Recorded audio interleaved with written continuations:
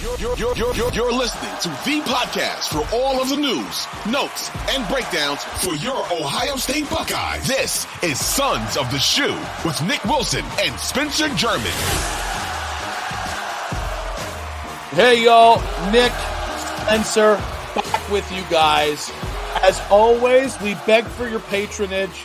Please follow the Sons of the Shoe podcast wherever you get your podcast, Apple, Spotify, the Odyssey app, 923thefan.com. But as we get started today, we will get into the Kyle McCord rumors out there. We will play a little bit of the butterfly game as well in the middle of the show. We got the Michigan Panic Meter. We've got to get into, kind of that first look at the Cotton Bowl coming up here in a few weeks' time. But as we get started, hi, Spencer. How are you? I'm good, Nick. I'm good. Busy. It's that time of year. But yeah, I it's weird, honestly, as we are an Ohio State and college football podcast, to not have, like, we've reached that point where you're like looking ahead to the weekend and you're like, there's no college football on my Saturday slate anymore. We at least had Army Navy last weekend, which is always a tradition in my family, having people in my family who went to Navy. We always at least get into that game, but now there's just nothing. It's just bowl season. So here we are. Well, and kudos to the Army-Navy game for being an absolute. It looked like a runaway victory late in that game. All of a sudden, it is a barn burner at the very end. I've had the good fortune to go to Army-Navy. I'm telling you, it's funny because I didn't grow up building my Saturday after Ohio State, Michigan around Army-Navy. And when I was in Charlotte, I got to go as part of the Radio Row. And then I got to stand on the field as both marching bands came on. That's awesome. And played the SSB and the alma mater and then went off. And I got to tell you, man, like, I still don't make it, like, I was super busy Saturday. I watched a little bit of the end, basically watched the fourth quarter. But if you've never gone, I really think there's just a special power in that game that it really, it touches on a lot of the nostalgia, a lot on patriotism. And I got to be honest, I'm not really a sucker for that last part, but man, did it hit me hard. And it always does. It's just because you see, like, I think patriotism is kind of a complicated thing, but when it comes to that game, those young men are playing that for real. Yeah, that does mean something to them. And it's not the hokey patriotism that politicians serve up to get our votes. It's a real thing. Sacrifice is real. And it's tough not to get swept away in the emotion of that. And then to have it be the game that it was on Saturday, I'm going to get all misty here. I thought it was a hell of a lot of fun. And it was a great game. Yeah, I mean, what's the line they always say? Like, this is the only game in the college football slate where the people who are playing on the field are ready to die for the people who are watching the game in the stands and at home on TV. I think that's always kind of like a line that puts that game in perspective. I have also been with my brother when he was at Navy. I went twice. And yeah, I just think, to your point, like, just the fanfare that's involved in it, the show that you get with a lot of, like, the flyovers and, the two basically schools marching onto the field opposite of each other and all these different things. And the stadium's always split, and you get one side cheering for Navy and one side cheering for Army. And there's the whole, like, sing first, sing second thing at the end. It is a really, really cool thing. I'm with you on that. And I think, like, if you have, like, a sports bucket list, or specifically like a college football bucket list, going to that game should 100% be on there, because it's worth every penny. It's fantastic. I agree. So as the regular season has concluded, the transfer portal's opened up. Obviously, early signing period. It's the 20th, so that's coming up next week. We got a lot planned for all that stuff, but Cam Ward is visiting Miami this week. He's been kind of making rounds. There's been some whispers about Dante Moore going back to Michigan, maybe to either Michigan State or, more importantly, Michigan. And yet, with Ohio State, one name that's on the radar, and there was actually a Notre Dame blogger, Ryan Roberts, who reported that, initially we thought Riley Leonard was going from Duke to Notre Dame, and it was closed for business because he was closed for contact on the portal. Well, now it looks like Auburn and Ohio State are trying to wrangle a visit with him. And I got to tell you, like, I've really struggled. Hell, you and I struggled with Dante Moore versus Cam Ward when, leading into the portal. Riley Leonard's a really intriguing guy because I think when you start, here's the basic fact that you start with. If he was healthy this year, and you really can't look at his stats from this year and glean anything because he had a pretty significant ankle injury. But if Riley had been healthy this year, Duke probably they surpass their high water mark with Mike Elko in his first year, and they might have been on the national periphery in the background given how weak the ACC was. And 2, Riley Leonard's off to the NFL draft. He's not in the portal. Yeah. I think too, I'm trying to think back to that FSU Duke game, but I remember he was active for that game. He played, and then he left the game sort of like midway through, and it was like a 1-score game at the time, and then FSU was able to kind of pull away. So as we sit here and I know people are still reeling after the college football playoff ranking came out. You kind of reflect on certain moments. You can look back and say, like, well, Auburn should have beat Alabama, and Ohio State could have beat Michigan. I think that's another one that you can look back on and say, like, well, if Riley Leonard stays healthy, are we even talking about the whole dilemma with FSU being 13-0? Because they very much could have won that game, and it could have been a loss for Florida State. But yeah, it's interesting because now you got people playing the game of. First of all, let me go back for a second because, yeah, I saw the same sort of reporting from a blog, the Notre Dame blogger as you over the weekend. That was Riley Leonard could sign with Notre Dame as early as Monday. And it was supposed to be like a done deal. And here we are now Tuesday, and we still don't. The only news we really have on Riley Leonard is that he signed an NIL deal with Gillette. That's all we got so far. And that's good money, by the way. Are you telling me free razors and cash? Give me that. I mean, razors, yeah, those things are expensive. Like that covers the NIL bill in its own right. I think if you just get a lifetime supply of razors. But no, he's got a baby face, so again, he might not need them. Yeah, lifetime supply for him is not the same thing as this ugly. I was going to say, give your boy Nicky Doves. Let's make another play here for some sponsorships or something. Don't hate, collaborate, okay? Well, hey, if Riley Leonard ends up at Ohio State, we'll have to get him on the show, I guess, and then we can maybe see what kind of deal we can work out. But no, but now people are sort of playing the game of which quarterback do you want, because on top of that report that Notre Dame was going to make it a done deal with him, we got the report that Ohio State is like all in on Riley Leonard being their top target in the portal, which I found interesting as well. So I don't know, like, do you like Riley Leonard better than some of these other options that we've thrown out there? I know you really love the idea of Dante Moore and him coming to Columbus to kind of be developed and grow from his time at UCLA. I sort of feel like I like Cam Ward a little bit better than I think I do Riley Leonard, but you can't deny, like, Riley Leonard, you give him the weapons that he would have at Ohio State, I think without a doubt, like, and he stays healthy, of course, which injuries were an issue for him this year. Without a doubt, like, I think he's probably in the Heisman conversation, and you're right. He's a top NFL prospect going into the league in 2025. Well, it's funny, this year when he was healthy, his numbers were maybe not as great as the year before. Yeah. Again, I think if you look at his 2022, the stat line here is 64% completion percentage, roughly 3,000 passing yards, 20 passing touchdowns, 6 INTs, 700 rushing yards, and 13 touchdowns.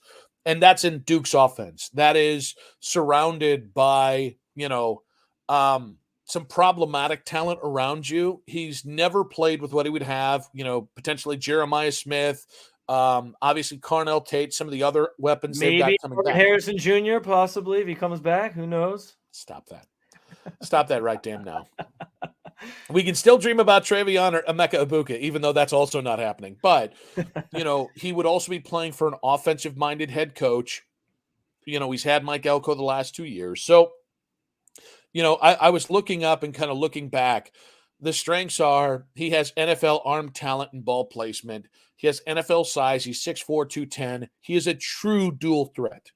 This is probably the best athlete you've had at that position. And that's because CJ's now suddenly a great athlete. But since Justin Fields, the downside is he's a little raw, especially in the pocket. He can struggle reading the field fully and ball security. But, like, if you start to put it all together, some of these concerns are things that are really more 2022 based. He will be 2 years removed from that. I think, man, it's tough not to move him ahead of Cam Ward because Cam is really good. He does have some turnover issues, and he's not Yeah. the running threat. So it's almost like stylistically, it kind of went back to that Dante Moore, Cam Ward thing of, stylistically, what's most important for Ryan Day, because he had a guy who was more mobile, CJ Stroud. He didn't move him around. But you Right. look back with what they did with Justin Fields, and that is the fullest iteration of Ryan Day's offense that we've really seen in Columbus, because the years before he was dealing with Dwayne Haskins. So I got to be honest with you. I'm really torn here, because I think Riley Leonard has all the things that if you put him into the right system with the right head coach, right play caller, and the right talent around him, he could be your next top 10 pick next year, because he has all Oh, the yeah. things that NFL teams covet right now. I think that's well said. I the biggest thing I think that you hit on in comparing Cam Ward versus him, to me, has to be the turnovers. Like, I think Cam Ward's gonna maybe take more risks than Riley Leonard is. I think we kind of saw that on the tape this year with him. And yeah, the other big one that stands out is he's not quite the mobile quarterback that Riley Leonard would be. Now, I think the question becomes, is Ryan Day willing? I mean, he must be. If the rumors and the reports that are out there that Ohio State's really going after Riley Leonard, and they feel like that's their guy, I would hope that means Ryan Day envisions an offense built around his skill set, where he's going to be used as a runner more than maybe he has used guys as a runner in the past. But it's also funny because, like, you never felt like Justin Fields was handicapped as a runner. Like, he kind of had free reign to run when he needed to run and when he wanted to run. It was just a CJ Stroud thing. I don't know why that was. I don't know if it was like he just had to prove to himself that he could make this perfect NFL pocket quarterback or something, which doesn't even matter today, because nowadays NFL quarterbacks, I mean, look what the Eagles do with like Jalen Hurts, right? Like, you can be a pocket passer and a good runner, and they can find a way to utilize your skill set. I think that's been sort of the revolutionary thing in the NFL today. But I would imagine if you're targeting Riley Leonard, that you have to at least be open to the idea of using his skill set in that way and opening up your playbook more to do more of those things, and not limit him to what you tried to do with CJ Stroud for most of the year, until all of a sudden in the Georgia game you decided, hey, all bets are off. We're just going to pull out all the stops. So I would hope that's his thought process. I think there's also a conversation to be had here. If he is bringing in a guy like Riley Leonard, would he maybe concede some of the play calling duties to somebody? I don't know if it's Brian Hartline, who's the sort of offensive coordinator just in title only, it seemed like this past year, but somebody who maybe wants to utilize his skill set in that way, and then he just kind of has, veto power on certain decisions or whatever it might be. And it's funny too, because that was a conversation. I remember the Kirk Herbstreit basically stirred that up for on the bowl game New Year's Day, where on game day he said, from what he understands, Ryan Day is willing to give up play calling duties, and it was kind of just like a headline only thing. Like, oh yeah, he's willing to do it, but then we know going into this year, it was kind of just like they named Brian Hartline an offense coordinator, but it was still Ryan Day calling the shots. So it was kind of like, was he maybe just collaborating more? So would he fully embrace the idea of, you know what, I'm going to let somebody else call the majority of plays, I'll have veto power, and maybe that gets you what you're looking for in a guy who's willing to use Riley Leonard in a lot of different ways? So I think that's probably a topic better served when we have more time to kind of flesh it out. For sure. But I really think that's one of the biggest questions facing Ohio State this offseason. And that kind of dovetails into what Ryan Day needs to do to adapt to beat Michigan.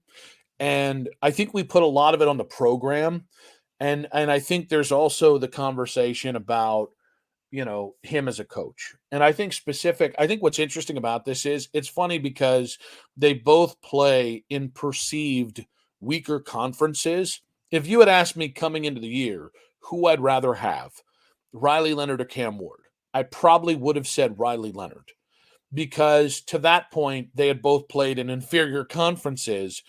I think Cam Ward played in more bigger games this year. Agreed. In one season than I think, he had in his in previous career in Incarnate Word and Washington State previously. And now I think he's got more in 1 year, more big games against ranked opponents with like real national implications than Riley Leonard did at all at ACC. And I think that I struggle with that. I think whomever you bring in, this is you have to surpass Kyle McCord. When we talked about Kyle McCord, we thought he was good enough to beat Rutgers. We thought and that almost didn't happen. We thought he was good enough to beat Illinois and Purdue and all these schools. Now look who's slandering Rutgers. It was damn it! I swore I wouldn't do it. But I think the biggest question you can ask yourself with either Riley Leonard or Cam Ward is, can they beat Michigan and can they win a national title? Because Cam, and it's so funny because I don't think he's limited. I think Cam Ward's kind of in the similar boat with CJ Stroud. Like, he's more athletic than you realize. But I think, he has that gunslinging ability that might be able to transcend in those games. But you look at Riley, and it's that dual threat ability. Right now, the way that you beat teams like that, and more so, to me, the way you win national titles right now. The reason why I really give Michael Penix Jr. a chance. I mean, look at what's going on with the kid at Alabama. And, I think the way that you beat teams who are as talented, in some cases, just flat out more talented than you, or maybe a hair more talent like Georgia versus Ohio State, is I think you have a quarterback that can do both things. And Riley Leonard, here's the thing. Intermediate, he's not awful. But in the intermediate, he struggles more than his ability just to push the ball down the field and make big plays with his arms. And he's just a walking play, he's a play waiting to happen with his legs. And I really like, again, if Cam Ward comes here, he's got one way to beat opposing teams. With Riley, he's just so athletic and he's got such a strong arm that you can, Cam Ward might be the better quarterback, but Riley Leonard's versatility and athleticism in that offense with those players, I think, is a hell of a lot more projectable when you start throwing in Dallas Hayden, when you start throwing in Jeremiah Smith, when you start throwing in Carnell Tate and all the different kind of weapons that you might have. And I think what's funny about this is it only furthers more pondering, because you're not going to build the same offensive line behind both guys. So it feels like you almost have to land the quarterback, and then you can go and see, all right, who's going to be your left tackle? What are we doing at this position? That kind of stuff. Yeah, I think that's probably a good viewpoint to have on it. I think too, I had a conversation with a buddy of mine from high school who's a big Georgia fan, and he was telling me he thought that he predicted Bama to win the game against Georgia, the SEC championship game, because his biggest reason was Milroe being a dual threat quarterback, and Georgia over the years has struggled with dual threat quarterbacks, which is probably part of the reason why you saw Ryan Day pull that out of the hat in that game, because he knew that was something that they could exploit. And I think that certainly speaks to, think about all the great defensive linemen that have come out of Georgia in recent years, like the way that you kind of neutralize them or use their aggressiveness against them. They basically all play for the Philadelphia Eagles right now.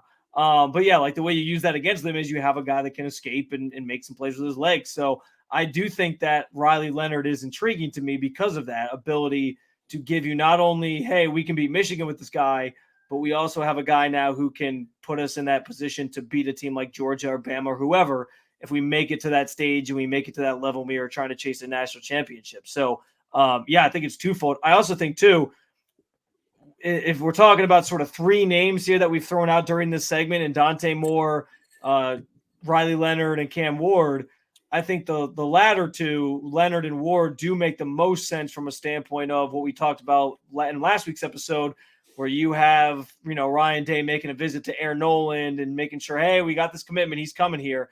If you really want him to kind of be the heir apparent that you're transitioning to in 2025, which I'm assuming he kind of understands how the setup's going to work at Ohio State. Like they're probably not banking on him starting the first year. Maybe that's how they're thinking, and we don't know.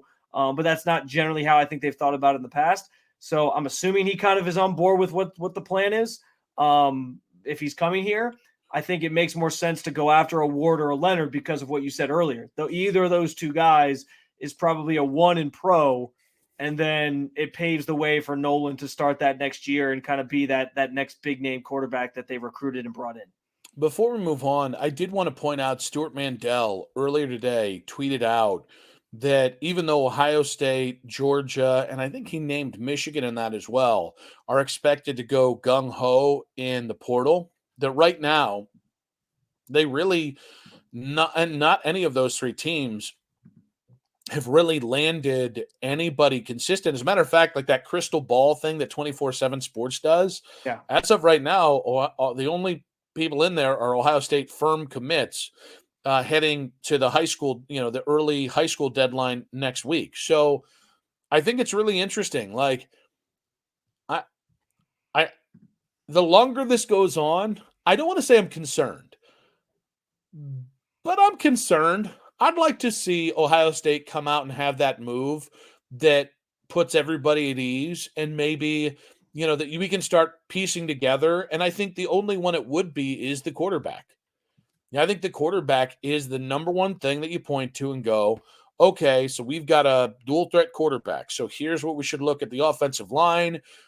He's a deep ball guy, so maybe let's get one more of this kind of wide receiver in the offense, another speed guy, maybe, I think you can start to kind of build things around. And I'm sure we could find something like the Nolan kid from Texas A&M who's in the portal, or the kid from Michigan State whose name escapes me right now, the defensive tackle. I'm sure those would be big, odd type moves. But really, until you start to see, yes, we've got a portal quarterback, or no, we don't, and it's going to be Nolan versus Devin Brown versus Lincoln Kienholz next year, until you get kind of firm footing there, it's going to be, I think, really anxious. I think I think I'm going to be anxious as a Buckeye fan, just wondering when the hell that shoe's going to drop and what this thing's going to look like. Yeah. Obviously the quarterback's the one that's going to be the most notable. Like, with all the panic of, well, this doesn't usually happen at Ohio State, all these guys entering the portal and all these different things, I do think if you go out and you land the quarterback that you're sort of linked to here, and you get that big name, I do think that will put a lot of people's minds at ease. And I do think it almost feels like, Nick, baseball off-season stuff going on right now. You just had winter meetings, and you're always kind of waiting for that first domino to fall, which this week seems to be the week that it fell with the Shohei Ohtani deal, obviously. And now it kind of feels like everything else is going to transpire from here, with teams making moves and signing guys and making trades and all these different things. I think it's kind of similar. Like, if you're Ohio State, you get that position taken care of most notably, and then you kind of fill in the cracks from there. What the offensive line will look like. Maybe if there's a defensive line target that you can go after, you add that person. So I think the dominoes kind of start with landing whichever quarterback you think is going to be the best fit for you, and then they'll go from there. All right, guys, we will continue to keep you guys abreast of the latest portal and recruiting news, of course. Follow the show everywhere or anywhere you get your podcast there: Apple, Spotify, the free Odyssey app, 923thefan.com. Of course, follow 923 The Fan's YouTube page as well. But when we come back, we've got to get into the butterfly effect of Ohio State this season. And when breaking up, you got to focus on you. We're probably not going to do that, though. But first, a quick word from our sponsors.